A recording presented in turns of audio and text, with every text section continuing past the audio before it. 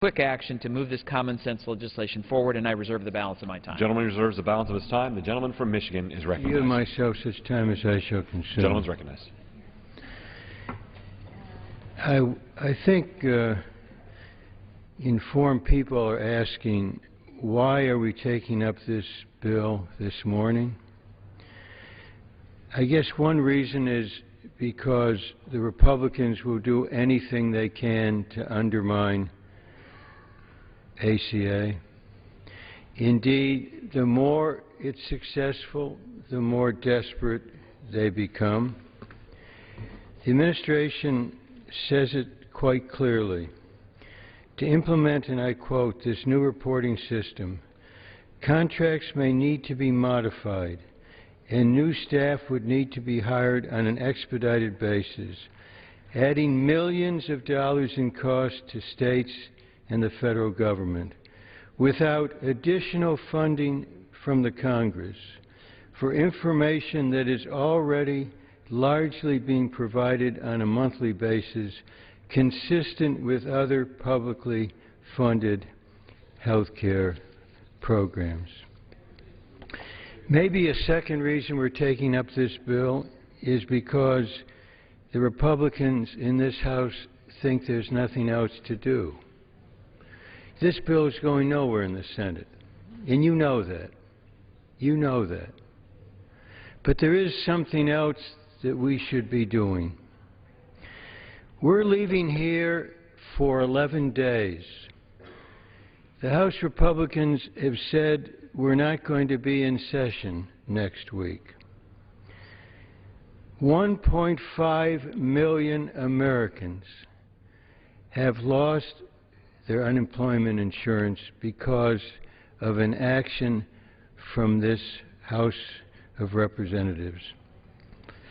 Next week, 72,000 more will be added to the 1.5 million people. 50,000 in the state from which Mr. Camp and I come from. 50,000. Left out in the cold. Left out in the cold. Left really on their own devices without a single bit of assistance that they really worked for. These are people out of work through no fault of their own, looking for work. And essentially they get from this institution action this morning on a bill going nowhere when there is somewhere we should be going. I think this morning represents, maybe more vividly than in recent times, a reprehensible distortion of priorities of the majority in this House. 50,000 people in Michigan looking for work at a time when there remains a historic high percentage of the unemployed who are long-term unemployed.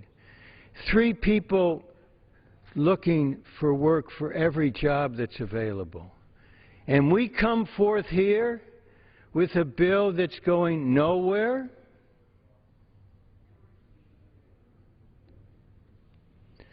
Reprehensible. Inexcusable. You can go home. I suggest you go home and talk, I guess you haven't done this yet, to the long-term unemployed. Every single person who votes for this bill should go home and talk to those out of work and out of luck, because the majority in this institution, in this House, are simply out of sync with the needs of the American people. We shouldn't vote no on this bill because we need the opportunity to vote yes on what really matters. I reserve the balance of my time. Members are reminded to address their remarks to the chair. The gentleman from Michigan, Mr. Camp, is recognized. Well, I thank the chair for that admonition, and I would yield 3 minutes to the distinguished member of the Ways and Means Committee, the gentleman from Indiana, Mr. Young. The gentleman from Indiana Thank you, is Mr. recognized Chairman. for 3 minutes. Mr. Speaker, since the launch of open enrollment in healthcare.gov on October 1st, I've heard repeated stories of frustration from my constituents trying to enroll in the federal exchanges. The President and his administration have tried to assure us time and again that the website's improving and that Americans are enrolling. Unfortunately, neither the stories I've been told nor the claims of this administration are easy to verify, because HHS is giving us very little data to go off of. Now, that's a shame, because one of the greatest constitutional obligations of the legislative branch is robust oversight of the executive branch, to be sure the laws are working and being enforced as intended. But there's an even bigger shame here. In August of 2013, HHS estimated that approximately 900,000 individuals in my home state of Indiana were uninsured. This week, HHS offered us a progress report. Now, can you guess how many Hoosiers, according to this report, actually selected a plan through healthcare.gov as of December 28th? Only 30,000. Now, that means, according to the HHS estimates, the Obama administration estimates, 29 out of every 30 uninsured Hoosiers have not selected a plan through healthcare.gov. That 30,000 figure, by the way, is suspect in itself, to put it charitably. Since HHS is only reporting those who put a plan in a shopping cart, we don't know how many actually went through with the purchase. Now, with a big deadline coming up for the individual mandate tax penalty, it's imperative that Congress understands exactly how many people are in compliance with the law. Merely selecting a plan won't help you avoid being taxed by the IRS.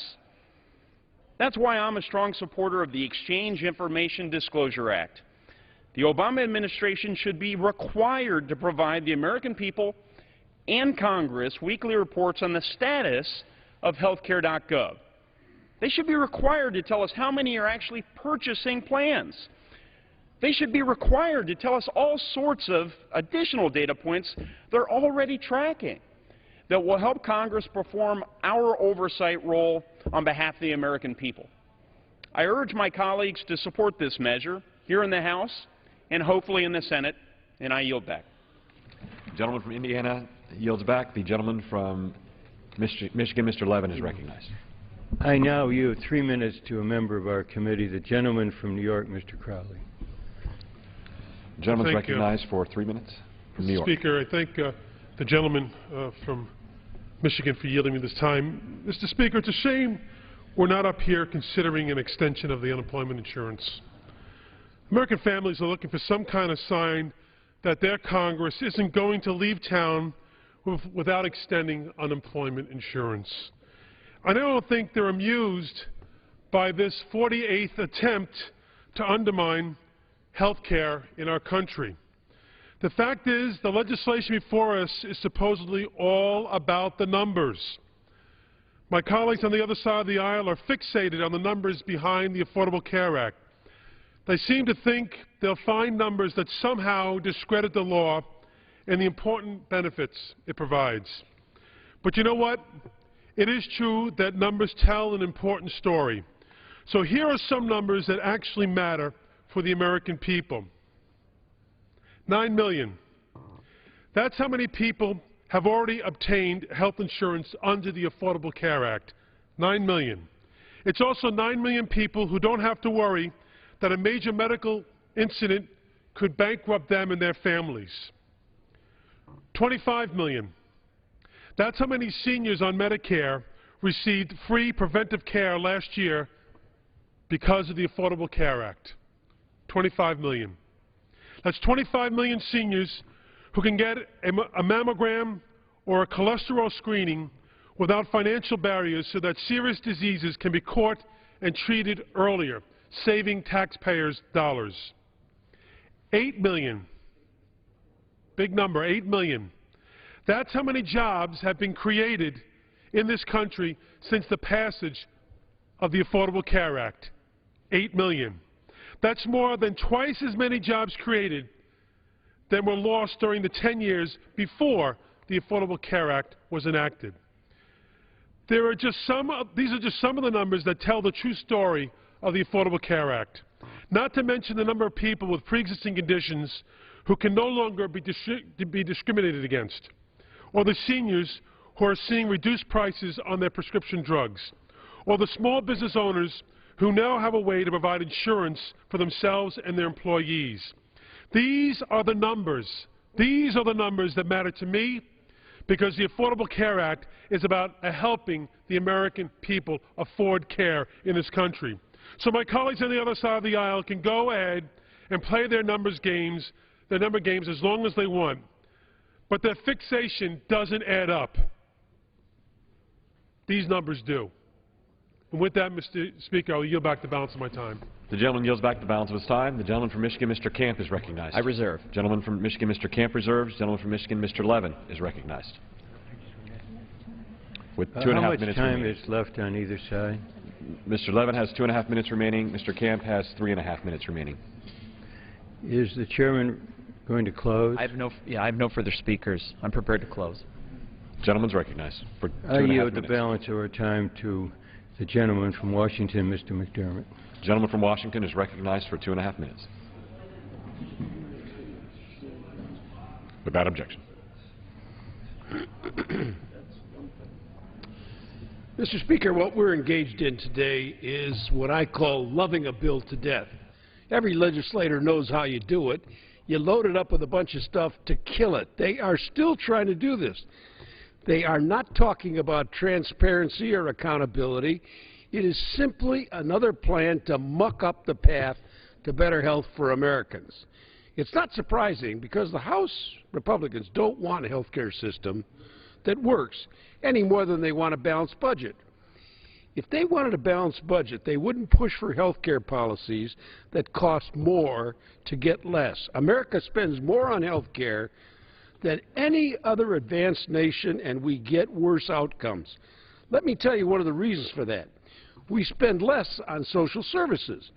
Instead of helping people afford good food to stay in shape, we cut food stamps. Instead of supporting families who care for their parents in the comfort of their home, we force them to push them into nursing homes. Instead of helping people to stay in their homes, instead of strengthening the bridge between job and new career, we pull the rug out from under them. And right now, every 8 seconds, another American loses his unemployment insurance. While I'm speaking, 15 families will lose their way of supporting themselves. Where do these people go? How do they stay healthy? Is it any wonder our diet is full of what we call comfort food? Is it any wonder that we're the most anxious country in the world? Is it any wonder that the ER has become more common than the doctor's office? We can pay now. We can invest in a country where people have jobs. We can help people keep their homes and care for themselves, or we will pay later. In skyrocketing health care costs and the economic drag of a sick nation, if Republicans wanted a health care system that works, we'd be investing, not wasting our time, in forcing states and the federal government to spend more on useless bureaucracy. Nobody's asking for this. Maybe the insurance companies want to have more data. I don't know. But nobody who's administering this program has said, let's have more reports. We don't know enough. It's like babies. You don't weigh them every day to see if they've gained weight. You take them in every couple months or every month and get the baby checked. That's what we're doing here already. And they say, no, let's do it every day. Let's do it every week. Let's waste more time and money. Vote no on this wasteful, destructive bill. Gentleman's time's expired. The gentleman from Michigan, Mr. Camp, is recognized for 3.5 minutes to close. Thank you. I yield myself the balance of the time. Gentleman's recognized. the reason this legislation is important is that from what little information we do have is we know the administration's not meeting their stated goals. They're not on track to meet 7 million people by March 31st. We don't know how many people, we don't know the mix of people that have enrolled. We don't know how many of them are young and healthy. We don't know how many of them have paid a premium. And the reason these things are important for us to know and to track is this is a big deal. This is 1/6 of the American economy. There's probably no legislative area that affects people more than their health care. And the reason we have to know this information is because if they aren't meeting their stated goals and their projections in terms of the cost of this bill, it could mean that people's premiums skyrocket next year. It could mean that the physician that they're used to seeing and being treated by, many times for an ongoing illness, may not be available to them under their insurance plan. So these are important issues. These are important benchmarks for us to know. It's important for the American people to know. It's important for the media to know. Because then, if we can understand what's really happening, as we are in the middle of this, constructive changes could be made to this bill. And what they want to do is keep us in the dark. They say vote no.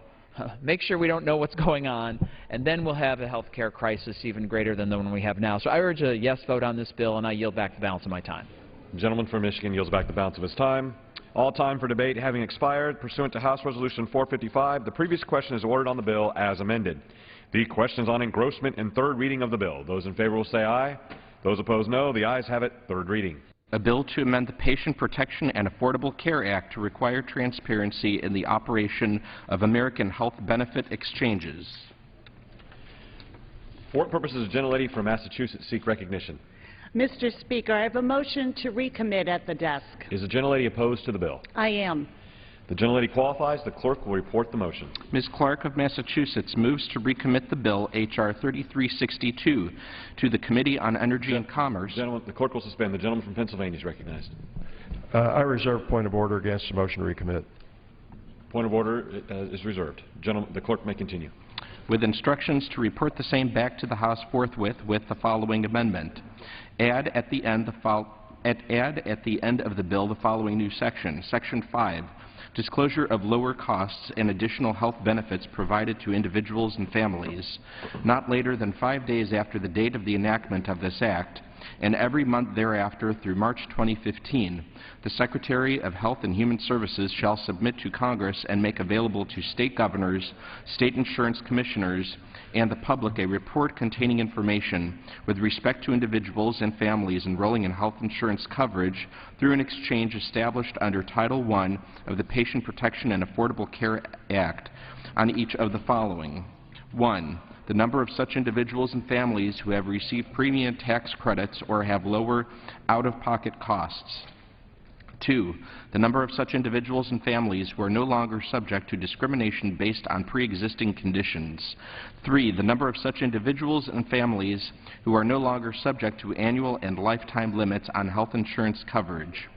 4. The number of such individuals and families who were uninsured prior to enrolling in health insurance coverage through such an exchange. Nothing in this Act shall limit the ability of the Secretary of Health and Human Services to inform individuals and families of the lower costs for health insurance coverage and additional benefits that are available pursuant to the Patient Protection and Affordable Care Act and Title I and Subtitle B of Title II of the Health Care and Education Reconciliation Act of 2010. Pursuant to the rule, the gentlelady from Massachusetts is recognized for 5 minutes in support of her motion. Thank you, Mr. Speaker. I yield myself as much time as I may consume. This is the final amendment to the bill. This amendment will not kill the bill, and should it pass, the House will immediately take up the bill as amended. Mr. Speaker, having just been sworn in a month ago, may I first say it is an honor to serve the 5th District of Massachusetts. And my district is looking to us to focus on jobs, rebuilding the economy, and extending unemployment benefits. Instead, Republicans have scheduled the 48th vote to undermine the Affordable Care Act. We have a job to do. We have to ensure that the hardworking families we serve are able to navigate the health care law and are able to make informed decisions about their health care coverage. Our job is to ensure as problems arise, we are able to direct resources toward a timely fix. Some of my colleagues believe that an increase in transparency will help us achieve those goals. So why not do that? Why not let Americans know exactly what has been going on since this law has been implemented? Why not let people understand all facets of this law? I support transparency and making the law the best it can be for millions of families and children who will benefit from it. I know firsthand how good this reform will be for American people because I've watched it happen in my own state. In 2006, Massachusetts implemented health care reform, which today is benefiting hundreds of thousands of families. It took hard work, and it meant lawmakers who didn't always agree on everything had to work together to do right by those we serve. Today, 98% of the people in Massachusetts are benefiting from some form of health care coverage. Because I was not elected last fall, like millions of Americans, I watched from home as the destructive and irresponsible fight against the ACA shut our government down. It's time to stop the obstruction over this issue and get back to work for the American people. If our goal is truly transparency, not just harassment to make sure the law never works, why not give the full picture? Let's give families and businesses all the information they need regarding what's available to them, as well as what we are going to do to make the law work better. My motion to recommit will better inform those we serve with the facts about the benefits which millions of American families are seeking. My amendment will provide the full picture, not just data handpicked to support a partisan argument. This includes information regarding how many families and individuals have received tax credits. It will include disclosures on the number of Americans no longer subject to the discrimination based on pre-existing conditions. Families at home will know how many people are no longer subject to annual and lifetime limits on coverage. They will know how many people who were previously uninsured are now able to access health care and plan for their future. If we are to do right by those we serve, do what we were elected to do, which is make health care reform work for the American people, then we should spare the partisan agendas and pass this common sense amendment. Mr. Speaker, I yield back. The gentlelady from Massachusetts yields back to the balance of her time. What purpose is the gentleman Mr. from Speaker, I Pennsylvania? withdraw my point of order, and I claim the time in opposition to the motion. Without objection, the gentleman is recognized for 5 minutes. Thank you, Mr. Speaker. Opponents of the Exchange Information and Disclosure Act argue that HHS is already reporting data. Yet more than 3 months after the disastrous launch of the exchanges, we simply do not know how many Americans have actually completed enrollment by paying their first month's premium. As Secretary Sebelius acknowledged at an Energy and Commerce Committee hearing in December, enrollment in an exchange is not complete until the first month's premium has been paid. The administration so far has refused to tell the American people how many people are actually enrolled in the health care law's exchanges.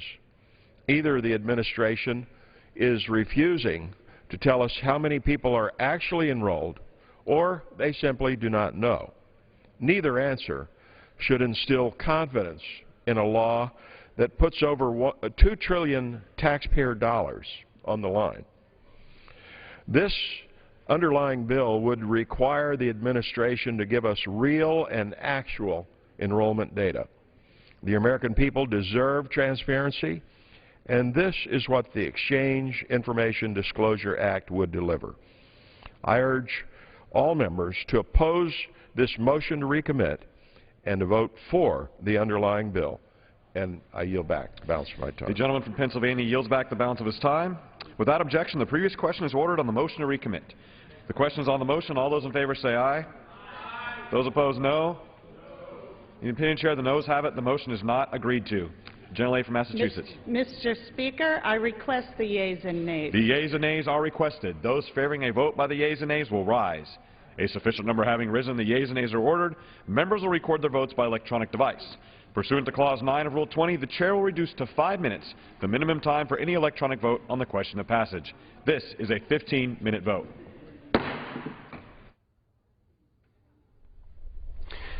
The U.S. House wrapping up its legislative work for the week with a bill that would require the Health and Human Services Department to report weekly on health insurance enrollments through healthcare.gov website and detail problems that occur with the site and associated healthcare exchanges. This is the motion to recommit, a last chance to change the bill before final passage. 15-minute vote, and then final passage vote coming up next. We hope to be able to take you to the briefing with Speaker Boehner, which is set for just a couple of minutes from now. We'll try to do that during this 15-minute vote, and also see if we can get the comments, too, from the Democratic leader, Nancy Pelosi. Some news from the House today. House Armed Services Chairman Buck McKeon made it official. He will not run for another term, a 12th term, in representing California's 25th district. John Bennett of Defense News said that during a wide-ranging press conference, McKeon vowed to remain a vocal advocate for U.S. troops and endorsed his vice chairman, Mac Thornberry of Texas, to succeed him as the chairman of the Armed Services Committee. So Buck McKeon, another retirement announcement. Jim Moran announced that yesterday, the Democrat from Virginia. Over in the Senate today, they're dealing with the omnibus spending bill, which passed by a wide margin in the House yesterday. That bill funding the federal government through the end of the current fiscal year, through the end of September. And you can follow that debate on our companion network, C-SPAN 2. The health care debate managed today on both sides by representatives from Michigan. I want to let you know that here on C-SPAN this evening, we'll bring you the State of the State address by Republican Governor of Michigan, Rick Snyder. That's coming up at 7 o'clock Eastern tonight. Also, another note on programming for tomorrow. The President will lay out his proposals for surveillance based on some of the recommendations of that surveillance panel that he got together over the last couple of months. And his speech tomorrow at 11 o'clock Eastern will be here on C-SPAN. He's speaking tomorrow at the Justice Department. So we're in a 15-minute vote on the House floor. Again, we hope to take you live to Speaker Boehner's comments if we can during this vote.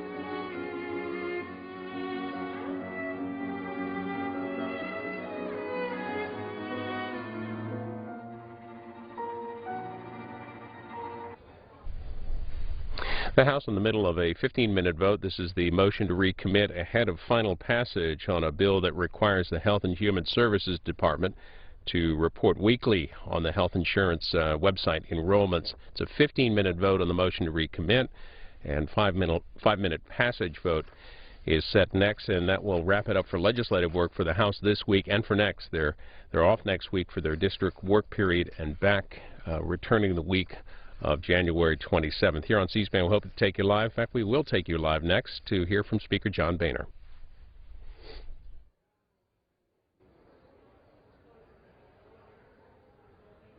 Out-of-work Americans is to create jobs and grow our economy.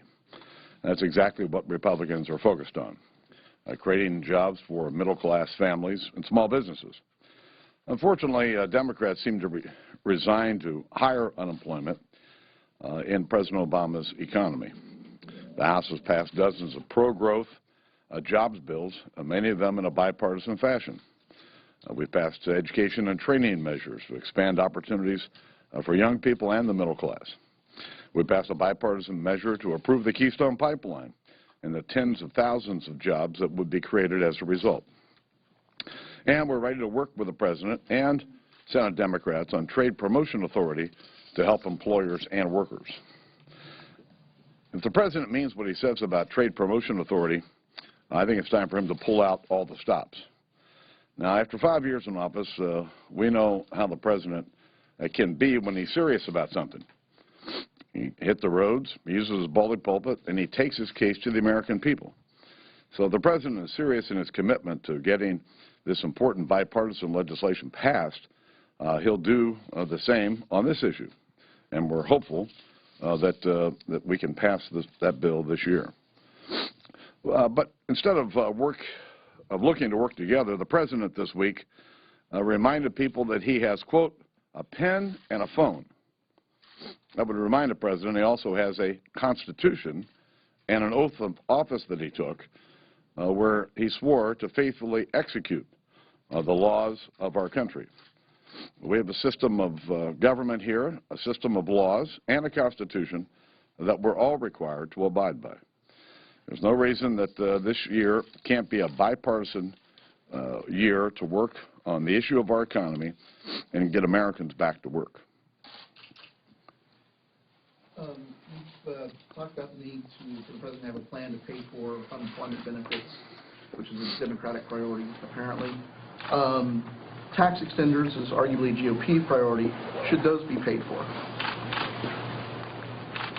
I don't know what we've done in the past. I think we've done both in the past. Listen, when it comes to unemployment insurance, I told the President now a month and a half ago that if he had a plan to extend emergency unemployment benefits, I'd consider it as long as it was paid for and if there were provisions we could agree to that would help expand the economy and create more jobs. So you do want tax extenders to be paid for? I don't know what the history of that is. Speaker Boehner, you say you want 2014 to be a year of bipartisanship. It seems that President Obama has shown a new willingness to talk to folks in Congress. He had martinis with Senate Democrats last night.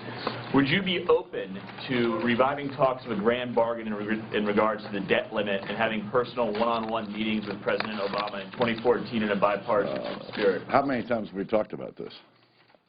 Plenty. Listen, the President has not only made clear that he will not negotiate on the debt limit. He's also made clear, as have Democrats here on Capitol Hill, that they won't talk about our long-term spending problems unless Republicans are willing to raise taxes. Republicans are not going to raise taxes.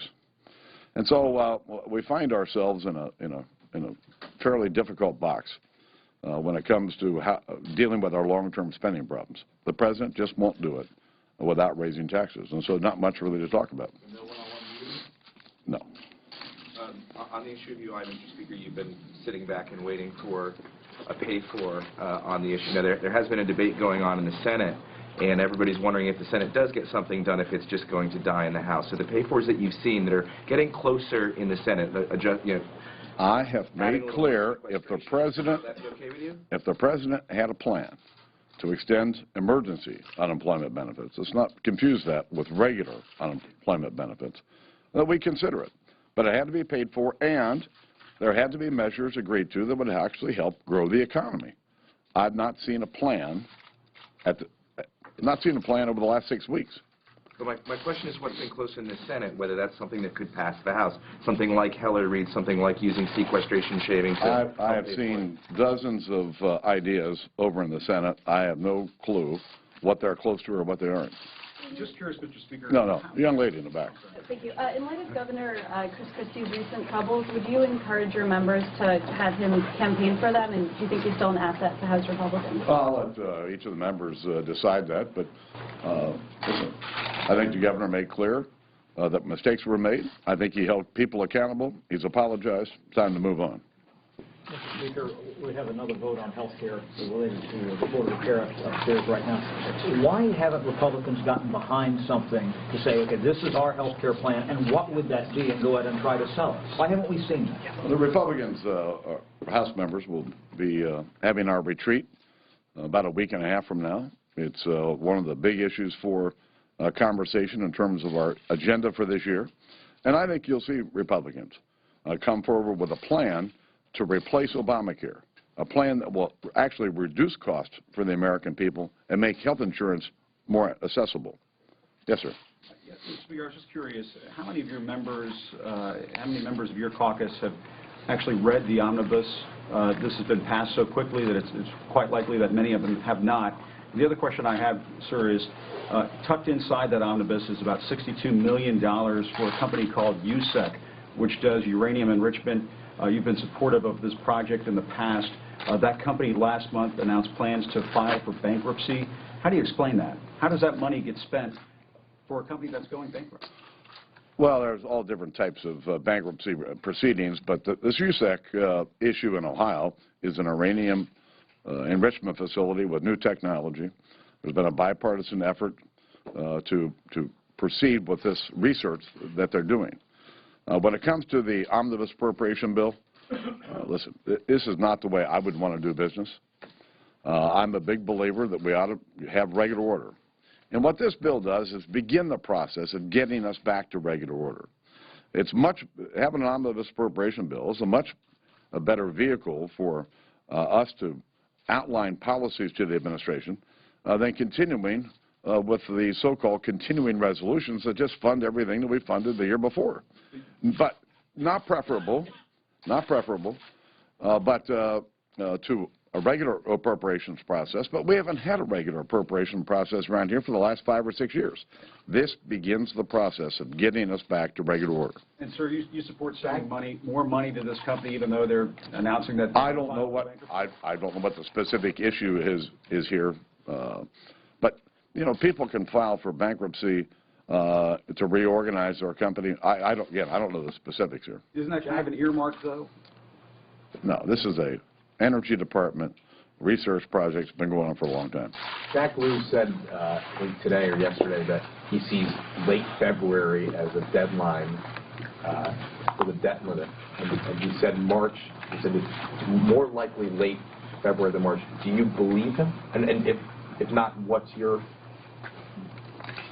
listen, I don't have an estimate of when we're going to reach the debt limit. All I know is that we should not default on our debt. We shouldn't even get close to it.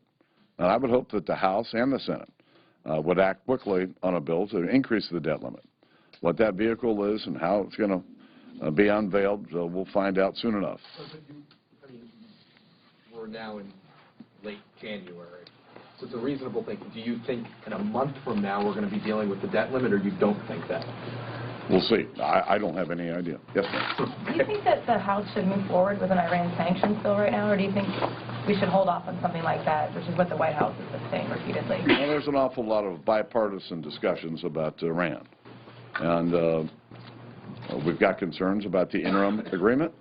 And I think a lot of members on both sides of the aisle would like to state the House's position more clearly in terms of what we'd like to see in the final agreement. But those conversations are continuing. Do you expect a resolution type thing to hit the floor, not a bill, but a resolution expressing an opinion on this stuff? We'll see. Mr. Boehner, some of your colleagues are concerned that this year will be spent mostly primarily arguing against Obamacare and talking about the failures of Obama, that they want votes on Republican proposals, on health care, on tax reform, on other ideas. Will you commit to having votes on those issues on your own ideas? Well, we're going to have our retreat, as I said, in about 10 days.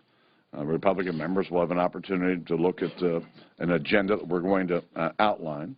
But it's important for us as a party, especially in an election year, to tell people what you're for. We're for getting rid of Obamacare and replacing it with a patient-centered health care system. And I think you'll see ample evidence of this. We believe that tax reform, closing loopholes, get rid of unnecessary deductions, lowering rates, will be good for our economy and help create more jobs. We believe that education reform. It's time that we allow parents to be more engaged in the selection of schools for their kids. We educate half of America's kids. It's a disgrace. And a focus on these things is important. So we're going to outline these issues. Many of them will be voted on, I'm sure, in the coming year. Mr. Speaker, most of the provisions in the Ryan Murray bill, most of the cuts weren't particularly painful, but there's one that has some Republicans quite upset. I'm referring to the COLA cut for military retirees. Do you support efforts to repeal it, or might it look bad to get rid of a cut just a month after you've done it? Well, in the omnibus appropriation bill, the COLA for disabled veterans was, in fact, dealt with. Still conversation going on about the other. Last one. Speaker, Moody's came out today and said that the shrinking federal deficit is a positive sign for the U.S.'s credit rating, and fluctuations in dollar volatility has dropped precipitously since Congress has now started to get its act together and not threaten debt crises or shutdowns. In February, if we do wind up trading back and forth about needing to have offsets for the debt limit, do you see a chance that that progress that Congress has wound up making economically could get reversed? No, I don't. I think if Moody's were honest, they'd realize we're having the economy is marginally better, but Republicans have forced this administration to hold the line on spending. We've got $168 billion over the last 3 years out of money that would have been spent. That's a record to be proud of, and has helped bring down the budget deficit in a significant way. What do you got for Leno?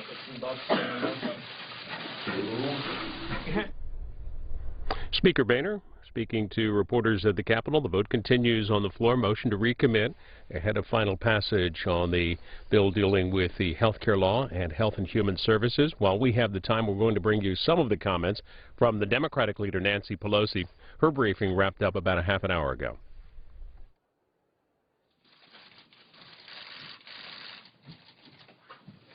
Good morning.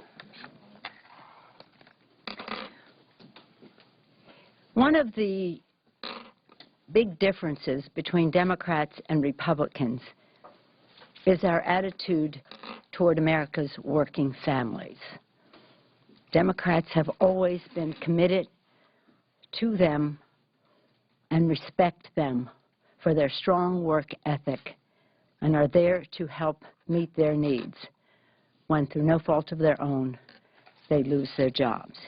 Yesterday, House Democrats moved for the third time to force a vote on extending emergency unemployment insurance that millions of Americans rely on for support of their families as they look for work. And yesterday, for the third time, House Republicans blocked the House from even considering extending this essential lifeline. More than 100 members, and that number continues to grow, have signed a letter led by Congressman Gary Peters of Michigan calling on Speaker Boehner to cancel next week's recess until Congress sends the President an extension of this essential emergency support. Republicans should keep the House in session, drop their short-sighted and immoral opposition and work with Democrats to secure security for millions of unemployed Americans and their families across the country. Republicans in the House and Senate are abandoning the 1.5 million Americans, that's how many now are losing benefits, and counting those who are reeling from being head off, just giving up looking for work because of there are no prospects. We need a strong jobs initiative. The President has put them forth over and over again. The Republican version of a jobs initiative is a tax break for the wealthiest people in America or a special loophole for a special interest. Men and women who work hard, play by the rules, and lose their jobs through no fault of their own deserve the respect that Democrats extend to them. Now, thanks to Republicans' callous disregard, these people are losing their emergency unemployment insurance too, in addition to losing their jobs. It's unconscionable that the House is being sent home. It seems like we were just out and we came back for a little bit of a drive-by Congress, and now we're going out again. And just see, is it irony or sorrow that this is the week that we celebrate the life and legacy of Reverend Martin Luther King, Jr., one of the greatest champions for economic justice in the 20th century, really in the history of our country, without having acted on this urgent matter. 72,000 more Americans lose their emergency unemployment insurance every week. Failing to extend emergency employment insurance will cost the economy 240,000 jobs this year. It doesn't matter where you are across the nation, one thing always stands out, the incredible work ethic of the American people. It's remarkable. I have the privilege of traveling constantly throughout our country, and it is palpable, the work ethic of the American people. The productivity of our workers has soared, but their paychecks have not kept pace. Stagnant wages and widening income inequality are hurting families, holding back our economy, and eroding the basic American principle of respecting work. Yesterday, on Martin Luther King's birthday, it was actually his birthday yesterday, we held a press event with Secretary Perez, the Secretary of Labor, Tom Perez, and some hardworking Americans joined us to discuss how important it is to raise the minimum wage, to energize our economy, to create jobs, and restore fairness to hardworking men and women across our country. Secretary Perez quoted Dr. King from 1966 when Dr. King declared, quote, "We know of no more crucial civil rights issue facing Congress today than the need to raise the federal minimum wage." It was true then, it is true now. Raising the minimum wage to $10.10, still lower than what we have in California and San Francisco, it would give a long overdue raise to 28 million hardworking men and women, create 85,000 new jobs, lift more than 4.5 million Americans out of poverty, help feed, clothe, and shelter more than 14 million children. People working full-time should not have to raise their children in poverty. It's amazing because just the consumer aspect of raising the minimum wage and how that creates more discretionary income, which will be spent immediately because we're still talking about a low wage, not a living wage, but a minimum wage. And that, of course, is how it creates jobs. The American people know raising the minimum wage is the right thing to do for working people. Recent polling by Quinnipiac University shows an overwhelming majority of voters support. 71% of all Americans support raising the minimum wage, even 226, the motion is not adopted. The question is on passage of the bill. Those in favor will say aye. Those opposed will say no. In the opinion of the chair, the ayes have it. From New Jersey. On that, I demand the yeas and nays. The yeas and nays are requested. Those favoring a vote by the yeas and nays will rise and be counted. A sufficient number having risen, the yeas and nays are ordered. Members will record their votes by electronic device. This will be a 5-minute vote. After this, the House will be done for its legislative work for the next 10 days or so. This is a vote on a bill that would require the Health and Human Services Department to report weekly on the health insurance enrollments through healthcare.gov and detail other problems that occur with the site and other state healthcare exchanges as well. This is a 5-minute vote on final passage. The House is not in next week nor all next week because it's a district work period. Yesterday they finished up work on the omnibus spending bill, funding the federal government through the end of the fiscal year, and the Senate is taking up that bill. Now you can follow that on C-SPAN 2.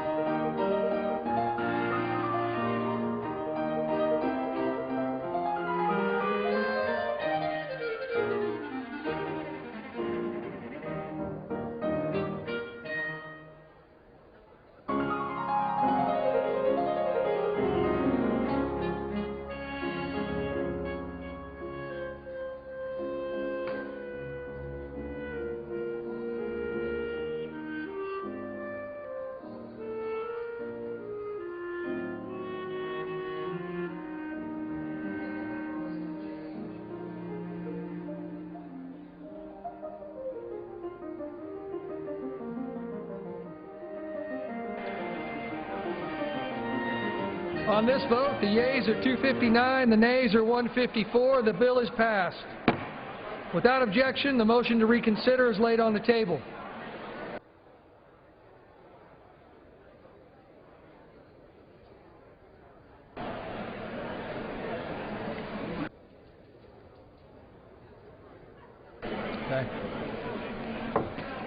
The chair announces the Speaker's appointment pursuant to USC 10 U.S.C. 6968A in the order of the House of January 3, 2013, of the following member on the part of the House to the Board of Visitors to the United States Naval Academy.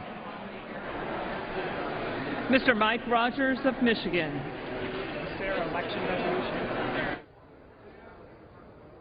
For what purpose is the gentleman from California rise? Mr. Speaker, by direction of the Democratic